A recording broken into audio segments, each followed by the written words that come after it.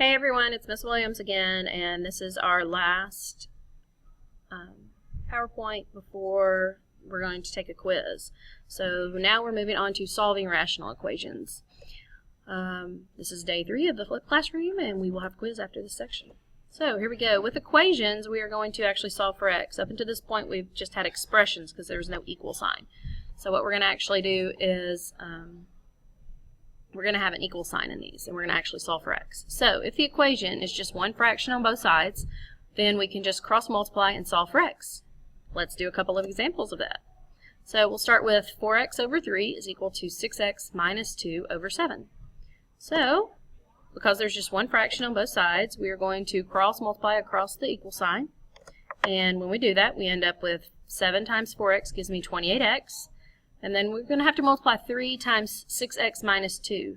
So I went ahead and wrote it out like this so that we could see that we're actually going to have to distribute this 3 out to both of these things.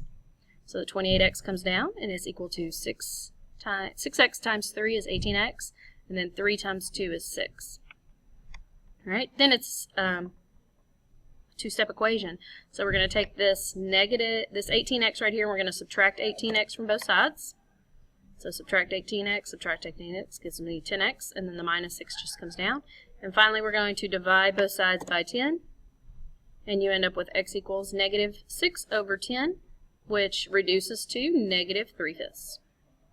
All right, let's do another one just like that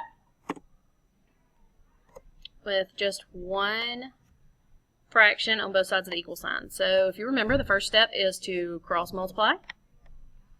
Alright, and when you cross multiply, it's going to look something like this. X times x minus 2, and x minus 3, and x plus 4. So what we need to do is distribute the x out in the first, x minus 2, and we're going to have to FOIL the second part, or the part on the right side of the equal sign. Alright, so what do we get when we multiply? X times x is x squared, x times negative 2 is negative 2x. And then we're going to FOIL this, so I'm missing this middle step, so you might have to write it out yourself. But x times x is x squared, and then x times 4 is 4x. But then we have negative 3 times x, which gives me positive x. And then negative 3 times positive 4 is negative 12. All right. Now, the next thing I notice when I continue to solve is that there is an x squared. They're exactly the same, x squared on both sides. So those are going to cancel each other out. All right. Finally, to get to this next step, I'm going to subtract x from both sides. Subtract this x, put it over here. I get negative 3x on the left side, and negative 12 just comes down. And finally, my final step to get x all by itself would be to divide both sides by negative 3, and my answer would be x equals 4. All right. What are we going to do if there is more than one fraction on a side? So we can either combine the fractions on each side and then cross multiply like we were doing, or, and I think this is easier when you have multiple fractions on both sides, we can make all the denominators match, and then we just have to worry about the numerators. Let me show you. This fraction, or this equation, has an x over 3x, a 5 over 3, and a 4 over x. So none of these denominators match. All right? So this one has a 3 and an x, this one has a 3, this one has an x. This one needs an x, and this one needs a 3. So if I put an x on the bottom of this one, I have to put it on the top. If I put a 3 on the bottom of this one, I have to put it on the top. Alright, now all my denominators match, so I can forget about the denominators and just worry about numerators. So x plus 5x equals 12. These are on the same side of the equal sign, so I add those together. X plus 5x is 6x. 12 comes down. Divide both sides by 6, and you end up with x equals 2. Okay. Let's try one more that's a little bit more complicated, or it looks more complicated anyways. All right. So again, I have 3 fractions. All right. What if I tried to get all the denominators the same? So this has x plus 4, this has x plus 3. Let me try to factor this trinomial and see what happens.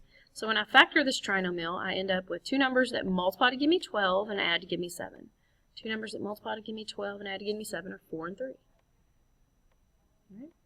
So, therefore, this fraction right here is just going to need an x plus 3. And this fraction, the last fraction, is just going to need an x plus 4. Whatever you do at the bottom, you have to add up to the top. All right. Now all my denominators match. Doesn't matter that this order is flipped, it's fine. Okay, multiplication, order doesn't matter. So now I'm just concentrating on my numerators. So I'm going to distribute the 3 out in that first one, and I'm going to distribute the x out in the second one. Alright, so this x squared plus 2 comes straight down. 3 times x is 3x, 3 times 3 is 9, x times x is x squared, x times 4 is 4x. Now I'm going to look.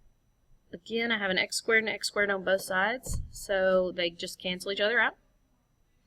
Then I'm going to look to combine some like terms. So the 2 is just going to come down. 7x comes from 3x and 4x, so they get 7x. Now I have a two-step equation, so I'm going to subtract 9 from both sides. 2 minus 9 is negative 7, equals 7x, and then divide by 7, and my final answer is x minus 1. Alright, hope you have a good rest of the evening, and I will see you and we'll work some problems in class next time. Talk to you later.